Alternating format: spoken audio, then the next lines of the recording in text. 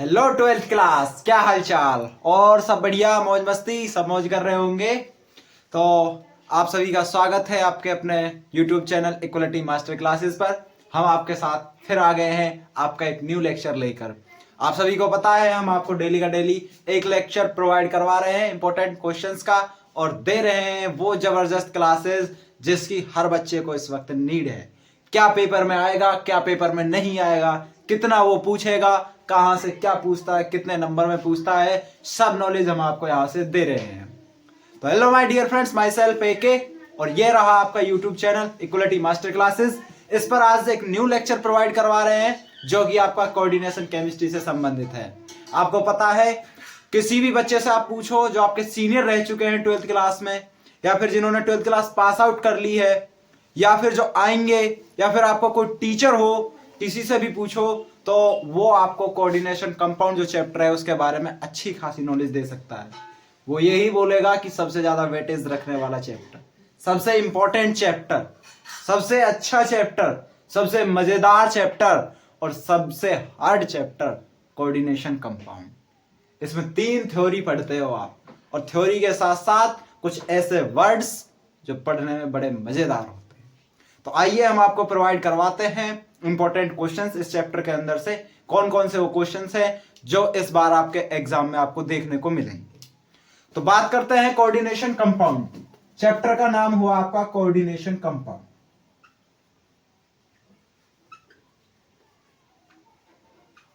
Coordination compound में यदि बात करें तो जैसा कि आपको चैप्टर का नाम ही मिल रहा है कोऑर्डिनेशन कंपाउंड, तो इसी पर प्रश्न पूछता है वो, what is the coordination compound. Coordination compound क्या है, और कोऑर्डिनेशन कंपाउंड के साथ साथ चलो कोऑर्डिनेशन कंपाउंड फिर भी मिलजुल कर बन जाता है, उससे पहले भी एक प्रश्न पूछता है what is the complex compound. Complex compound क्या है, कॉम्प्लेक्स कंपाउंड क्या है, इसके बारे में पूछता है। तो थोड़ा सा नॉलेज मैं आपको यहां से दे देता हूं, कॉम्प्लेक्स कंपाउंड क्या है।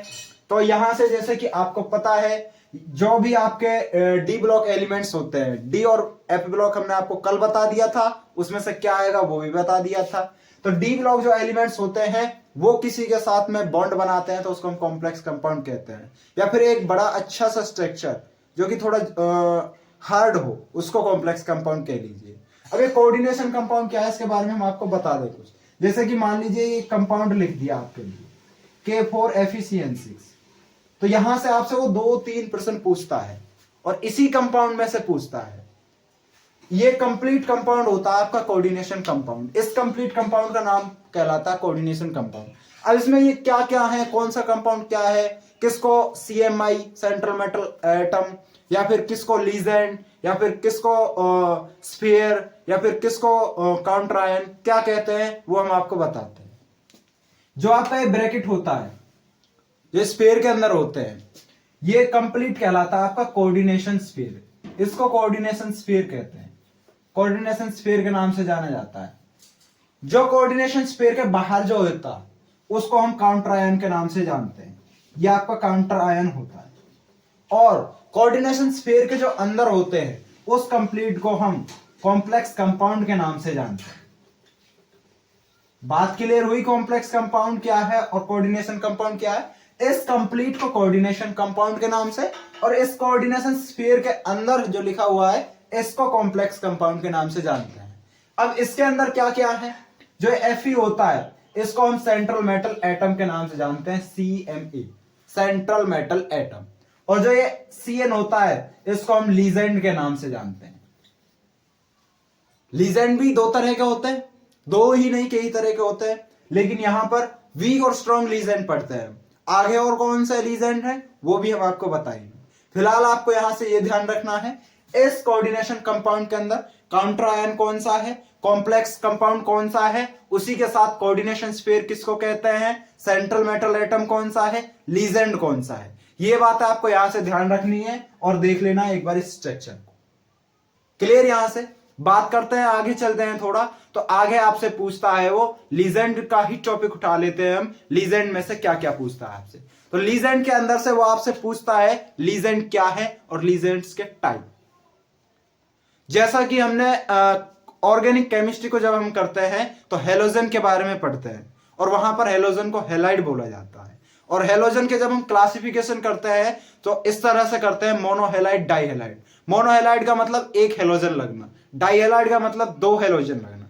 उसी तरह से यहां से लीजेंड और लीजेंड के टाइप, लीजेंड और लीजेंड के टाइप किस तरह से लीजेंड के बारे में पूछता है, और लीजेंड के जो टाइप है वो है आपके मोनोडेंटेंट लीजेंड, मोनोडेंटेंट, बाइडेंटेंट, ट्राइडेंटेंट।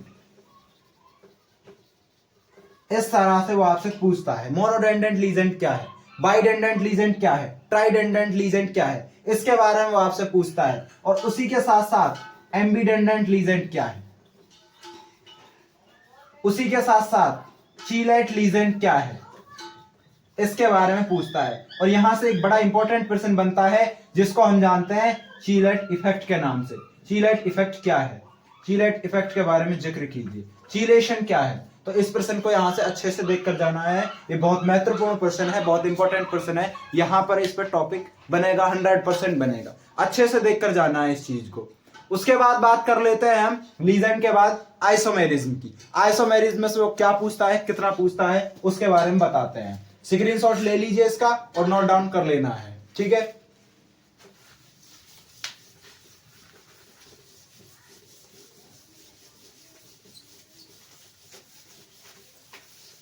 उसके बाद बात करते हैं आइसोमेरिज्म। आइसोमेरिज्म में से वो क्या पूछेगा और कितना पूछेगा। आइसोमेरिज्म जैसा कि आपको पता है दो तरह के आइसोमेरिज्म होते हैं। कौन कौन से, एक स्टीरियो और एक स्ट्रक्चरल आइसोमेरिज्म। स्टीरियो और स्ट्रक्चरल आइसोमेरिज्म, दो तरह के आइसोमेरिज्म होते हैं। अब स्ट्रक्चरल आइसोमेरिज्म के भी टाइप होते हैं, जैसे कि आयनाइजेशन आइसोमेरिज्म, कोऑर्डिनेशन आइसोमेरिज्म, उसी के साथ साथ हाइड्रेट या फिर सॉल्वेट आइसोमेरिज्म,